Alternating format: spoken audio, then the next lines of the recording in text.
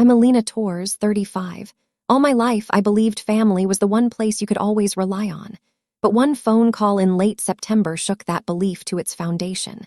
My dad called, his voice strained. "We can't manage Christmas this year. Money's extremely tight. We might even lose the condo." A wave of guilt washed over me. Christmas in our Seattle condo had always been a massive celebration. Prime rib, desserts, the entire production. I agreed to let it go, convinced they were genuinely struggling. But right after Christmas, as I scrolled through Facebook, my dad's post appeared on my feed. An extravagant celebration with a DJ, a catered buffet, and an open bar, all inside their condo. My jaw dropped. My wife leaned over, squinting at the screen. "Didn't they say no celebration?" My stomach nodded. I had sent them $4,500 to cover the mortgage. I opened Zelle, stared at the transaction, and hit request refund, typing money back immediately. My hands trembled, fury tangled with vindication. 20 minutes later, my mom's name illuminated my screen again and again. Call after call. I let it ring. One question hammered in my head. What were they concealing? And why did they feel compelled to orchestrate such a devastating lie? How about you? Have you ever discovered a secret in your own family that made you feel betrayed? Share your story in the comments.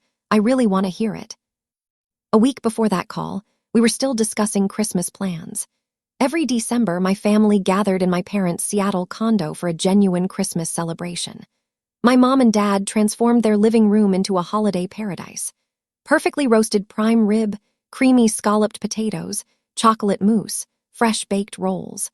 My dad's signature honey-glazed ham, and the roasted Brussels sprouts I'd mastered over the years. We'd gather around their marble table, cousins and uncles exchanging memories. Kids sneaking extra cookies, and someone always initiating a card game that ended in laughter or disputes. My mom would obsess over the decorations, insisting on matching ornaments while my dad carved the roast like it was a performance. I cherished those days, the energy, the connection, the sense of home. This year, I was prepared to bring my Brussels sprouts and maybe experiment with a new eggnog recipe. My wife Amanda was already joking about eating leftovers for days, her way of saying she anticipated it. Then my dad called. His voice sounded burdened, not his typical confident self. "Alina, we're in a difficult situation," he said, pausing like it pained him to confess. "We can't afford Christmas this year. The mortgage is behind, and we might lose the condo." I froze, phone pressed to my ear. Their condo was their treasure, a modern space they'd owned for years, filled with memories, Christmas dinners, anniversary parties, even my college graduation celebration. I imagined them packing up, abandoning it all. "How much do you need?" I asked, my chest constricting. He hesitated, then said, $4,500 would cover it. I swallowed hard. That was a significant portion of our savings, money Amanda and I had been accumulating for a vacation. But this was family. I couldn't let them lose their home. I'm a project manager at a tech startup in Seattle, coordinating timelines and managing budgets. Amanda works as a graphic designer, and we do fine, but money's always calculated. Mortgage payments, groceries, and unexpected medical bills consume most of our budget. $4,500 wasn't insignificant. It was months of disciplined savings, skipping concerts and declining new gadgets. That night, I sat Amanda down at our dining table, the tablet open to our bank account. "My parents need assistance," I said, explaining my dad's call. Amanda leaned back, crossing her arms. "That's substantial, Alina," she said, her voice gentle but concerned. "Are you certain they need it?" I nodded, thinking of my dad's strained tone. "They've never requested help before," I told her. "It must be critical." Amanda sighed but agreed, trusting my assessment. I felt a mixture of guilt and obligation, guilt for depleting our savings, obligation to support the people who raised me. I opened our savings account, staring at the figures. $4,500 was a blow, but I transferred it to my dad via Zelle, my fingers hesitating before hitting send. The app chimed, confirming the transaction. Minutes later, my dad texted, "Thank you, Alina. This is a lifeline. We'll use it for the mortgage." I exhaled, feeling like I'd done the honorable thing. Amanda squeezed my hand, but her eyes lingered on me like she sensed something I didn't. I dismissed it. Family comes first, I told myself. My parents taught me that through every Christmas, every scraped elbow, every late-night conversation. They were the ones who showed me how to carve a roast, how to appear for the people you love. I trusted them implicitly, believed every syllable of my dad's plea. Looking back, I should have posed more questions. His voice had a practiced quality, like he'd rehearsed the call, but I didn't detect it then. I was too focused thinking I'd preserve their home, that I'd maintained our family's Christmas tradition alive. That call felt like an emergency, but it was just the beginning of something much larger, something that would dismantle everything I thought I understood about my parents. Those weeks before Christmas, I kept imagining a subdued holiday, just Amanda and me, maybe a small roast and a streaming marathon. I didn't mind. If it meant my parents could keep their condo, it was worthwhile. I even called my dad a few days later to check in, asking if the money helped. "It's a miracle," he said, his voice lighter now. "We're managing it." I smiled, picturing them secure in their condo. I didn't know then that I'd been manipulated, that my trust was a tool they'd exploited before. All I could think about was family, about doing right by the people who'd always been there for me. But that was before everything transformed. Right after Christmas, I was scrolling through Facebook. My thumb stopped abruptly when I saw my dad's post, a photo of a crowded living room, LED lights glowing, a DJ in the corner, and a buffet table loaded with crab cakes, carved turkey, and an open bar with a mixologist crafting cocktails. The caption read, "Best Christmas celebration ever." I blinked, thinking I'd misunderstood. This was their Seattle condo. No question, the modern sectional in the background, the contemporary artwork my mom purchased years ago. My heart accelerated. They'd said no celebration, said they were broke, said my $4,500 was for the mortgage to save their home. I clicked through the photos, each one a stab to the chest. My mom laughing with guests, raising glasses. The table decorated with silver and linen napkins. A watermark in the corner read, "Seattle Event Photography," proof they'd hired a professional photographer. I thrust my phone at my wife, who was relaxing on our sofa reading a book. "Look at this," I said, my voice sharp. She squinted at the screen, scrolling through the photos, her brow furrowing. "Didn't they say no celebration?" she asked, her tone calm but pointed, like she was assembling a puzzle I was too angry to see. I grabbed the phone back, my fingers shaking as I opened the comments. Friends I didn't recognize gushed, "Incredible spread," and "You outdid yourself." One comment seized my attention, my mom replying, "Worth every dollar." Worth every dollar, my $4,500. I felt my face flush, a mixture of rage and humiliation flooding over me. I opened Facebook again, checking the post's date. It was uploaded the day after Christmas, but the photos radiated freshness, guests in holiday attire, a poinsettia centerpiece still pristine. I tapped the story archive, hoping I was mistaken. There it was, a video of the DJ performing, time-stamped Christmas evening. My stomach twisted. They'd hosted this celebration the very day they were supposed to be barely surviving. I remembered my dad's voice on that September call. Strained, desperate, begging for help. "We might lose the condo," he'd said. I'd believed him, depleted our savings, thought I was preserving their home. Now here he was, posting about an extravagant celebration like it was nothing. Amanda leaned over, her hand on my shoulder. "Elena, what's happening?" she asked, her voice steady but concerned. I couldn't respond immediately. My throat felt constricted, like I'd swallowed razors. "They lied," I finally said, barely audible. "They took my money and hosted a party." Saying it aloud made it tangible, and the betrayal struck harder. I thought of every Christmas we'd spent in that condo, the warmth of those nights, the trust I'd invested in my parents. I'd given up our vacation fund, skipped date nights to accumulate that money, all because I thought they needed it. And they'd used it to perform, to display status. I scrolled through the photos again, zooming in on specifics. The mixologist's professional setup, the catered food, the DJ's equipment. This wasn't a potluck or a spontaneous gathering. This was planned, expensive, calculated. I checked my dad's followers, spotting names I recognized, neighbors, old family friends, even my mom's coworker. They'd invited half of Seattle, it seemed, while I was at home eating a quiet dinner with Amanda, thinking I'd done the right thing. I felt like a fool, like they'd counted on me being naive enough to hand over the cash without questioning. I sat there, staring at the screen, my mind racing. Why would they lie? Why go through the effort of asking me for money knowing I'd see this? Did they think I wouldn't check Facebook, or did they just not care? Amanda watched me, waiting for me to say something. "What are you going to do?" she asked, her voice low, like she knew I was on the precipice of something significant. I didn't have an answer yet, but I knew I couldn't let this pass. I thought of my dad's text after I sent the money. "This is a lifeline." Yeah, it was a lifeline to his ego, his party, his image. I closed the app, my hands still shaking. I wasn't just angry, I was finished being their backup plan. That night, I sat at my dining table staring at my phone.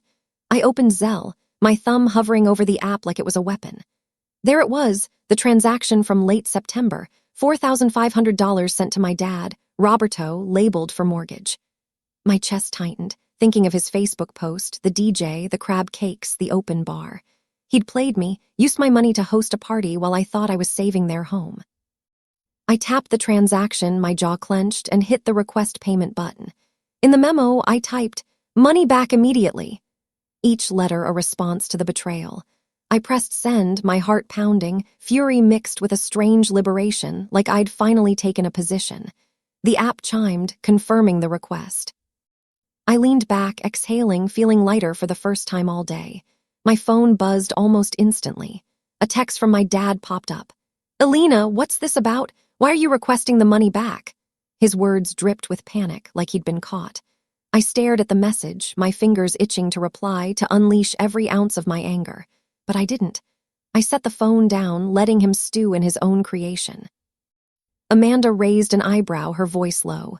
"You okay, Alina?" she asked, reaching for my hand. I nodded, but inside I was reeling. My dad's text wasn't an apology. It was a deflection, a desperate attempt to maintain the lie. I wasn't falling for it this time. Then my mom, Patricia, called. Her name flashed on my screen once, twice, 3 times in 15 minutes. I let it ring, each missed call a barrier in the wall I was constructing between me and them. She left a voicemail, her voice strained. "Alina, call me back. We need to discuss this." I didn't listen to the rest. I recognized that tone, my mom trying to mediate like she always did when my dad stirred up trouble. But this wasn't a minor disagreement over who forgot to call whom.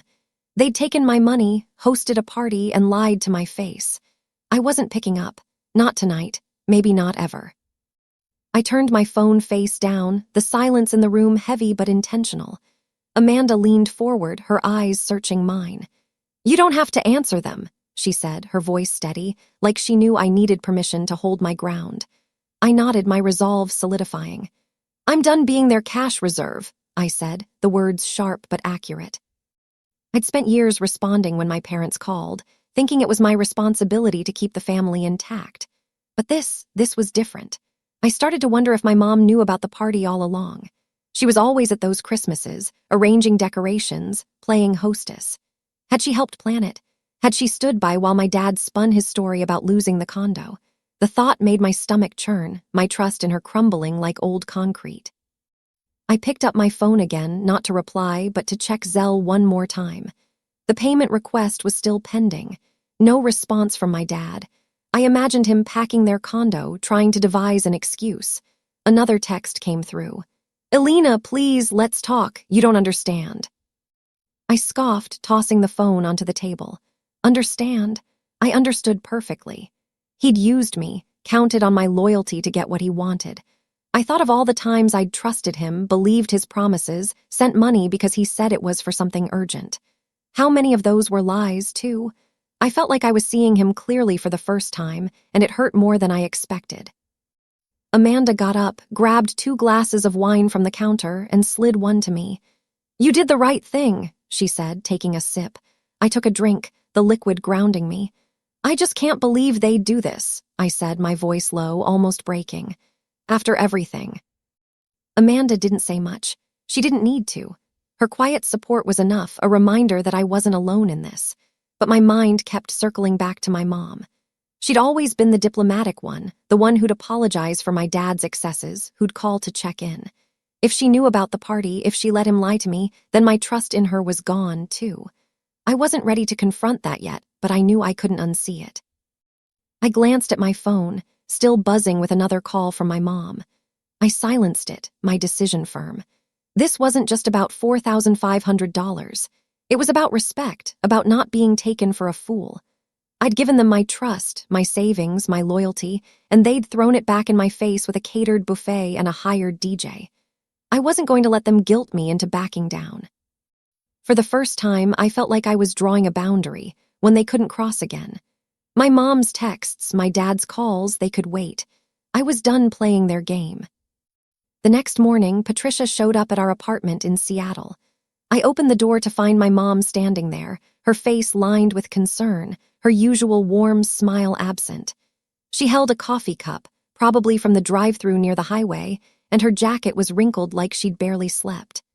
"Alina, can we talk?" she asked, her voice low, almost pleading. I stepped aside, letting her in, though every part of me wanted to shut the door. Amanda was in the bedroom working remotely, but she stayed out of sight, giving us space.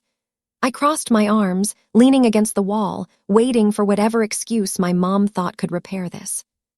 She sat on our sofa, clutching the coffee cup like a lifeline. "I'm sorry about last night," she started, looking at the floor. "I saw your Zelle request and I know you're upset." Upset didn't capture it. I was furious, betrayed, but I let her keep talking. "Your dad planned that Christmas party months ago," she said, her words slow, deliberate. "He used your $4,500 to pay off some credit cards, then spent what was left on the catering, the DJ, the whole thing." My breath caught, my mind reeling. Months ago. So his September call, that strained voice begging for help to save their condo, was a lie from the start. And my mom knew. "You knew?" I asked, my voice sharp, cutting through the room. She nodded, eyes still down. "I told him not to do it, Alina, but he said it was for the family, to maintain our reputation." I felt like I'd been struck. "Reputation," I repeated, my hands clenching. "You let him lie to me, take my money for reputation." My mom flinched, finally meeting my eyes. "We didn't want to appear struggling," she said, her voice cracking.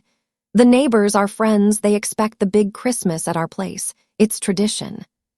Tradition? The word stung, twisting memories of our family celebrations into something hollow.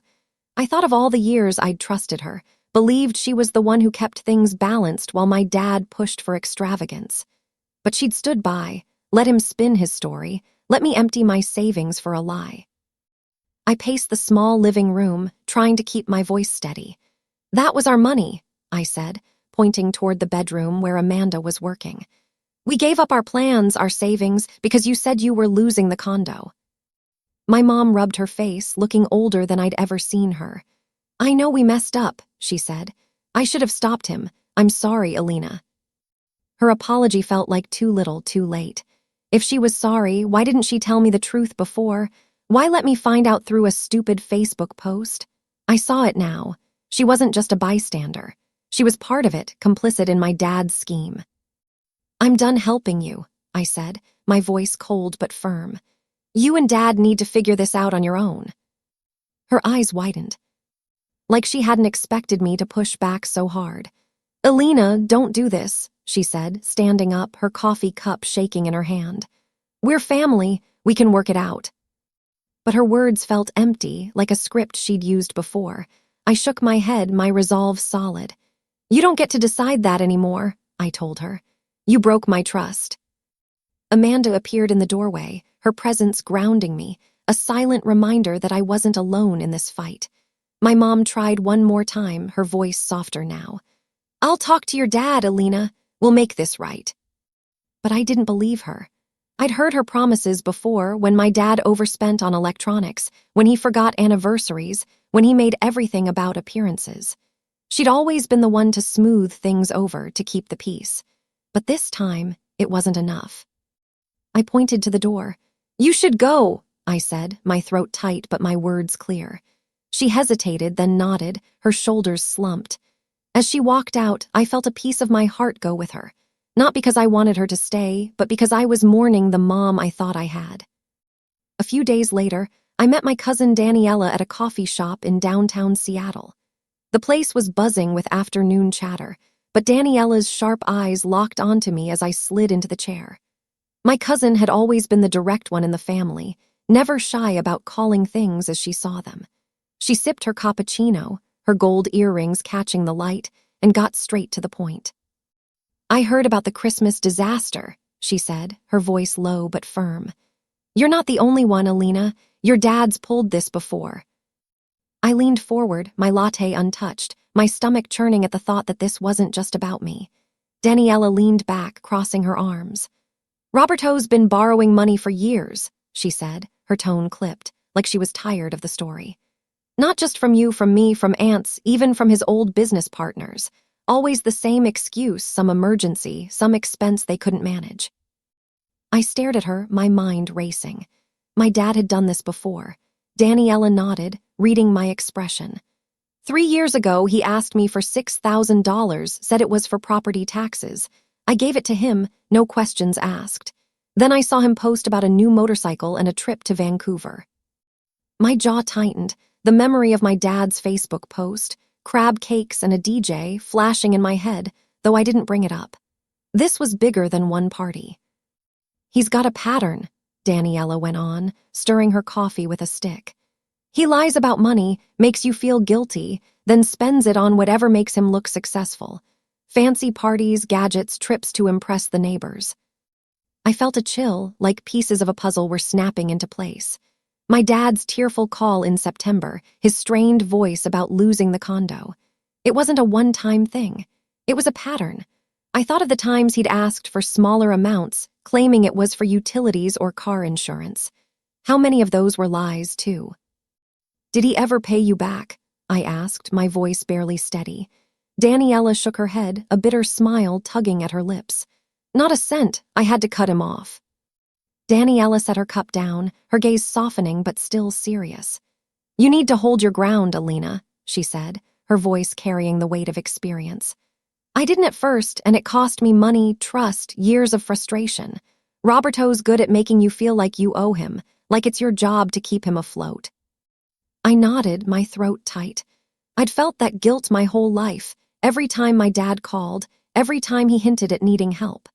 But hearing Daniela say it out loud made it real, like I wasn't crazy for feeling used. "He did it to you too?" I asked, needing confirmation. Daniela sighed, her fingers tracing the rim of her cup. "Oh, yeah. He borrowed money for a family wedding once, then threw a networking event for his contacts instead. I was furious, but I let it slide. Don't make my mistake." I sat back, my latte growing cold. Knowing my dad had done this to others didn't make it hurt less. It made it worse. He wasn't just careless with me. He was calculated, targeting anyone close enough to trust him. I thought of my mom, her weak apology at my apartment, claiming it was about maintaining reputation. Was she covering for him, or was she just as complicit? Daniela seemed to sense my thoughts. "Patricia's not innocent," she said, her voice quieter now. "She knows what he does, enables it. She's too dependent to stop him." That hit hard. My mom, the one who taught me to bake cookies, who'd always seemed like the reasonable one, was part of this, too. Daniela reached across the table, squeezing my hand. "You're doing the right thing, setting boundaries," she said. "It's not easy, but it's the only way to protect yourself." Her words sank in, solidifying my resolve. I'd spent so long believing family meant saying yes no matter what. But Daniela's story, her own betrayal, her decision to cut my dad off, showed me I wasn't alone. This wasn't just my burden. My dad's lies had burned bridges with others, and I was just the latest in line. I thanked Daniela, my voice shaky but grateful. As we left the coffee shop, I felt clearer, like I'd been given permission to stop carrying my dad's weight. This wasn't a one-time betrayal. It was who he was. A week later, Roberto showed up at my doorstep unannounced. My dad stood there, his coat dusted with January rain, his face a mix of defiance and desperation. I let him in, my stomach churning, already bracing for whatever excuse he'd brought. The living room felt too confined for this, the air thick with tension as he sat on the edge of my sofa, clutching his phone. "Alina, we need to fix this," he said, his voice sharp but trembling, like he was trying to hold on to control. I stood by the kitchen counter, arms crossed, waiting for him to explain why he'd lied, why he'd used my money for a party. He leaned forward, his eyes pleading. "The Christmas party wasn't about showing off," he said, his words rushed, practiced. It was about keeping our family tradition alive, bringing everyone together. I almost laughed, the irony stinging. Tradition, the same tradition he'd claimed they couldn't afford. I shook my head, my voice steady but cold. You told me you needed $4,500 to save the condo, I said, not to host a party with a DJ and a mixologist. His face faltered, but he doubled down, pulling out his phone. I can show you the receipts, he said, fumbling with the screen. We paid the mortgage, Alina. The party was just extra. But as he swiped, a notification popped up, a group chat with his friends and my mom, Patricia. I caught a glimpse of the messages before he could tilt the phone away. One from him, sent the day after Christmas. Nailed the party. Alina's money came through perfectly. My heart stopped, the emoji like a slap. I grabbed the phone from his hand, ignoring his protest, and scrolled up. More messages. Told her we might lose the condo, worked like magic. And my mom replying, smart move, let's keep it quiet. My hands shook, my vision blurring with rage. They'd planned it, laughed about it, used me like a pawn. You mocked me, I said, my voice low, dangerous. I held up the phone, the screen glaring with proof. Roberto's face went pale, his mouth opening then closing. It's not what you think, he stammered, reaching for the phone, but I pulled it back. It's exactly what I think, I snapped. You took my money, hosted a party, and laughed about fooling me. I thought of Daniella's words at the coffee shop, her warning about my dad's pattern of lies. This wasn't a mistake. It was deliberate, calculated, and my mom was in on it too. The betrayal cut deeper than I'd imagined, not just for the money, but for the way they'd turned my trust into a joke. I set the phone down, my hands steady now, my anger giving way to clarity. We're done, I said, looking him in the eyes. I'm done with your lies, your excuses, your games. Don't call me, don't text, don't show up here again. Roberto's eyes widened, tears forming, but I didn't budge. Alina, please, he said, his voice breaking. You're my daughter, we're family. Those words used to mean everything, but now they felt hollow, weaponized. Family doesn't do this, I said, pointing to the door. Get out. He stood, his phone clutched tight, his face a mix of shock and defiance. You'll regret this, he said, his voice low, almost a threat. I didn't flinch. No, I won't, I replied, holding the door open. He hesitated, then walked out, the rain pattering against the pavement. I closed the door, my heart pounding, but my mind clear. I'd spent years believing his apologies, falling for his stories, but not anymore. That group chat wasn't just proof of one lie. It was proof of who he was. And I was done, letting him pull me back in. By spring, Daniella called with news about my parents. My cousin's voice was heavy, hesitant, as she explained what I'd already suspected might happen. Roberto and Patricia had lost their Seattle condo, unable to keep up with the mortgage after years of reckless spending. They'd moved in with a family friend across town, their belongings crammed into a small, spare bedroom. Daniella said she'd heard it from a mutual connection, someone who'd seen my mom's forced smile at a local grocery store. Her usual confidence dimmed. I listened, my heart heavy, but not surprised. I hadn't heard from my parents since my dad's visit in January, and I hadn't reached out either. Their silence confirmed what I'd chosen. Distance was my new reality. I hung up, staring out our apartment window at the blooming cherry trees. Amanda was at work, leaving me alone with my thoughts. I'd spent months replaying the lies, the Facebook post, the group chat, my mom's weak apologies. Each memory stung, but Daniella's call brought a strange closure.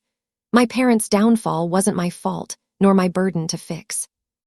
I'd given them my trust, my savings, my loyalty, only to learn they saw me as a resource. Daniella's words at the coffee shop echoed in my mind. This was their pattern, not my failure. I felt a quiet strength settling in, a realization that family doesn't mean blind devotion.